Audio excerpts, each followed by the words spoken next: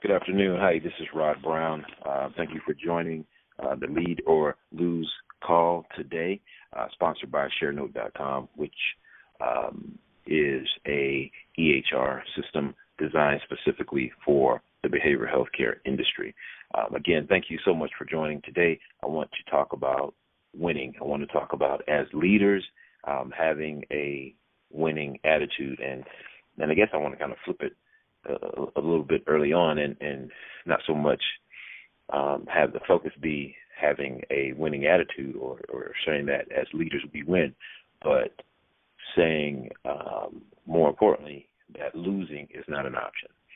Losing is not an option. As a leader, being in the front, being the person that sets the vision, being the person that creates the path to get to that vision, along the way, we must constantly have a winning attitude. Now, when you think about having a winning attitude, it doesn't mean that we're always going to win. We know that. But, I think about people like Tiger Woods. Tiger Woods says that whenever he plays in a golf tournament, he expects to win.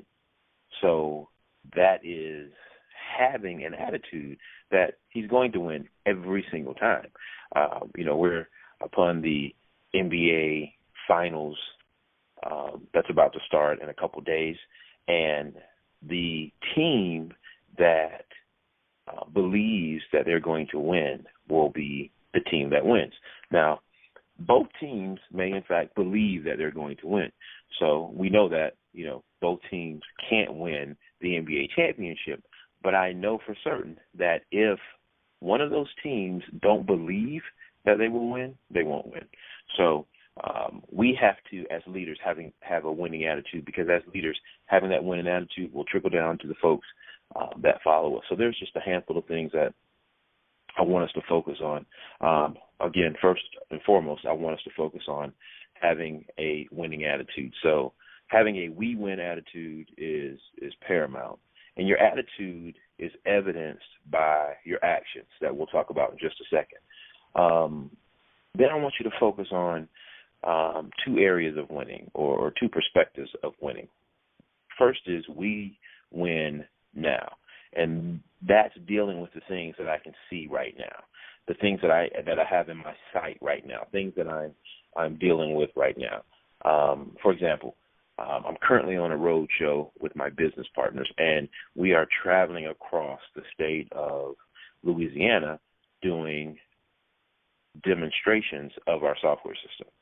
And I believe that in every city that we go in, we will gain clients. Now, there are other software vendors, I'm sure, vying for the same clients in the state of Louisiana. However, I truly believe that we will win clients over all of our competitors. And we are doing this roadshow over a 4-day period. Today is day 2. And so I can see this roadshow in my current sight. So I'm believing that we're going to win, over this period of time. Or I believe that we're going to win in this moment doing this activity, if that makes sense. Now, the other aspect, or the other perspective of winning, is winning then, winning in the future. So I'm on my roadshow, and I'm in the moment right now, and I believe that I'm going to win right now.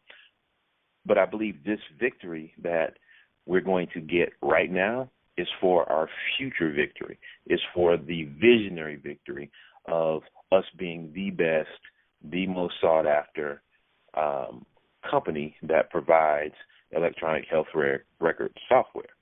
So you have to have a couple perspectives. So each and every day you want to win. You want to try to win. Again, looking back at the NBA playoffs, the finals are about to start. Well, the team that wins the most games will win an NBA championship.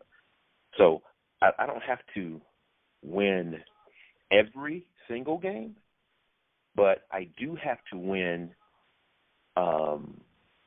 more games than I lose. So when it comes to your day-to-day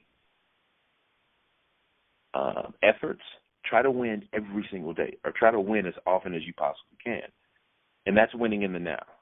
Knowing that you're setting yourself up for a future victory as it relates to the vision that you have that will come to pass at some point in the future. So, leaders, we don't believe in losing. Losing is not an option. And if you truly believe that, there's certain things that you're going to do. And I want to just focus on about 5 things that you're going to do. The first thing leaders do when it comes to winning is we do the necessary. That's the grunt work stuff. That's the stuff that people typically don't see.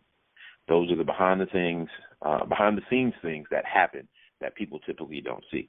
You know, you see athletes perform, or you see actresses or actors perform, or you see businessmen perform for that matter. But what you don't see is you don't see the rehearsal, you don't see the practice, you don't see the things that take place behind the scene.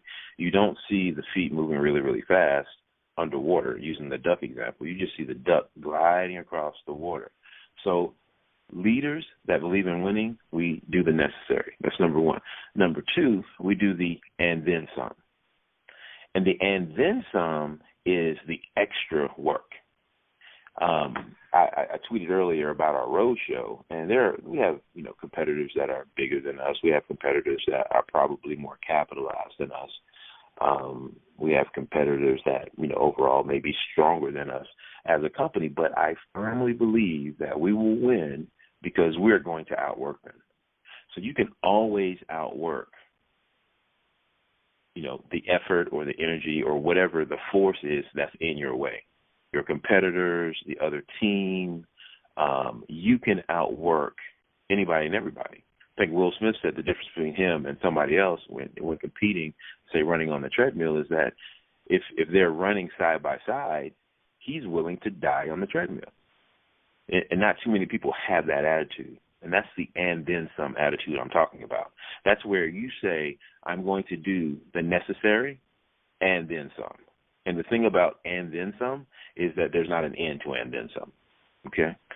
Number 3, winners are constantly learning. We're constantly learning so that we can advance, so that we can grow. There are learning opportunities in our victories, and there are learning opportunities in our defeats. So leaders that have that winning attitude, they are constantly looking for ways to improve. They're constantly looking at their situations and their circumstances to find lessons in them. And so be on the lookout for lessons. Be on the lookout for things that help you win, and be on the lookout for things that help you lose so that you don't have to repeat those things. There are constant lessons in everything that we do. There are lessons all around us. So a leader that has a winning attitude is constantly learning. They're constantly going, you know what, that wasn't a setback. There's a lesson in that. I have a buddy of mine that if you ask him, how's your day going? He'll say, I had a great day or I had a day of learning. Okay? So if he had challenges that day or things didn't go the way he wanted them to go, he considered that a day of learning. Okay? So it's very important that we are constantly learning as leaders with winning attitudes. Number 4, I want you to surround yourself with people that have a winning attitude. I mean, that's so very important to surround yourself with people that have a winning attitude. There's nothing like you having a great attitude about something and a positive attitude about something and a positive attitude about what you're about to accomplish, and then have someone come and just sprinkle doubt all over it, or have a naysayer just come to you and pull your spirit down or pull your vibrance down at that particular time with just some negative energy. You're positive, you're pumped, and you need people in certain moments of time, but then you need people to be there, steadfastly. You need people that you can call on and reach out to that have a positive attitude, that have a winning attitude as well. Number 5, leaders that have winning attitudes, we are responsible. We are very responsible. We are responsible for the victory. We are responsible for making sure that everyone on the team does everything that they possibly can do to also have a winning attitude. We are going to be responsible for the victory, and we're going to be responsible for the loss. We are not going to blame anyone else for the victory, and we're definitely not going to blame anybody else for the loss. We're actually, for the victory, we're going to blame the team. We're going to say the team did this together, because we know that as leaders that no one can do anything alone. That's great, right? So in order for us to win together, we're going to have to be a team. And when it comes to losing, we're certainly not going to blame anybody else. As a leader, we take the blame.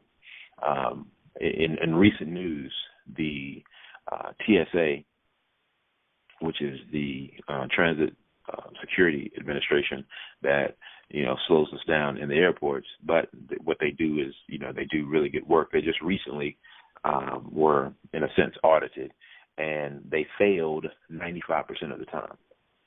Well, the head of the TSA stepped down or was removed. We're not sure. I hear stepped down. I'm also hearing he was removed. But the reality is the head of the TSA is no longer there. The head of the TSA probably didn't do any checks, any back checks, or any X-ray scans, or any pat downs. But if you have a group that's failing 95% of the time, then there has to be a problem with leadership. Everything rises and falls with leadership. So that leader who never patted anyone down, never probably looked at an X-ray, a bag X-ray, or, had to search a bag or anything, is removed. Why?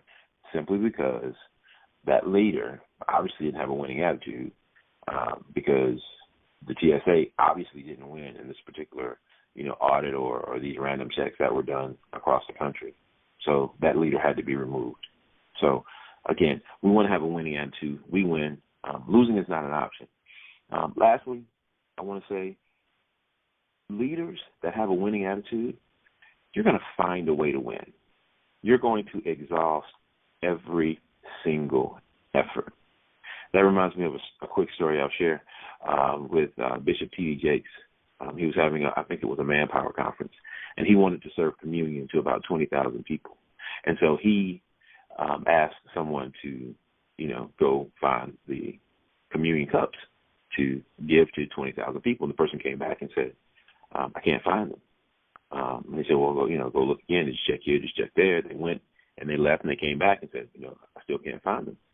And, we're not going to be able to do it. And so T.D. Jakes' response was, did you check every place on the planet to find these communion cups? Now, that's the and then some. So the person went away, came back, and said, guess what? I found the communion cups. So I'll say to you, when it comes to winning, have you exhausted every option on the planet to make sure that you can set your team up, you can set your organization up, you can set yourself up to win? We do not accept losing by any means necessary. That's legal. Time flies when you're having fun. I just want to thank you for joining the Lead or Lose cause. I'm Rod Brown. You can check me out on Twitter at Roderick L. Brown. Thanks so much for listening. I send you blessings. Have an incredible day.